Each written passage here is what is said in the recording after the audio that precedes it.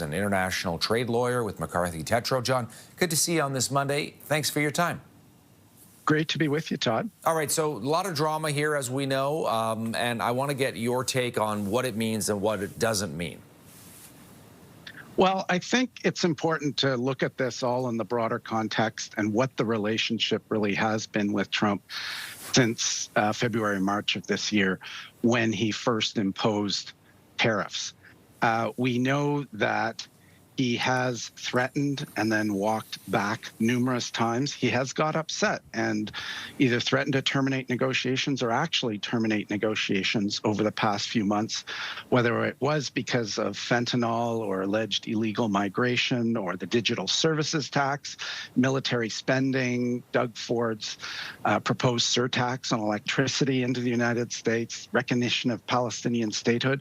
All of these issues have resulted in a reaction from Trump, and then we've gotten back to negotiations. So I don't think we should be too surprised that if in the next few weeks we're going to see negotiations get back on track. But this is just the latest effort by Trump to sort of stir the pot, take advantage of a particular scenario where he thinks it could help him in the negotiations or get some leverage on us in the negotiations. Right, so don't take the bait is what you're saying.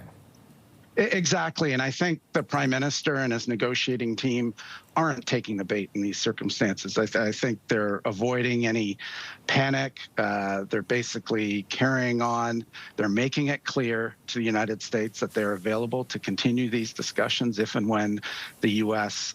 Wants to do so. I think that's the right move in these circumstances rather than some knee-jerk reaction in terms of retaliation or more rhetoric. What about this threat of another 10% tariffs against Canada, John? Yeah, I think that is largely going to be incremental, although it really is going to depend on the details. And as you may have seen from Trump's interview on Air Force One this morning, not even Trump is sure of the details, or at least doesn't want to discuss the details. If this is simply adding the 10% to the existing 35% across the board tariffs, it probably will be an incremental effect, largely because there continues to be an exemption from those tariffs for Canadian goods that qualify under CUSMA.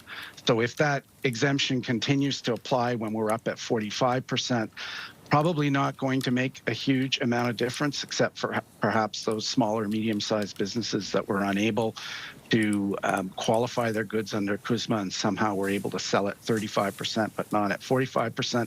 But that's a very small impact, I think.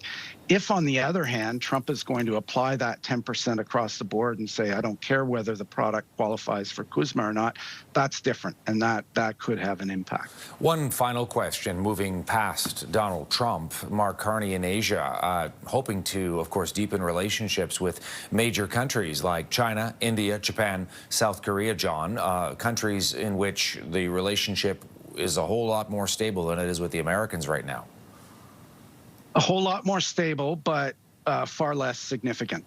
And so I do think it's something Canada probably should have been doing a decade or so ago, but now we're being forced to really look at diversifying our trade, not just internal trade, ensuring that the barriers to internal trade among the provinces here within Canada are dropped and that we're picking up all those efficiencies associated with that.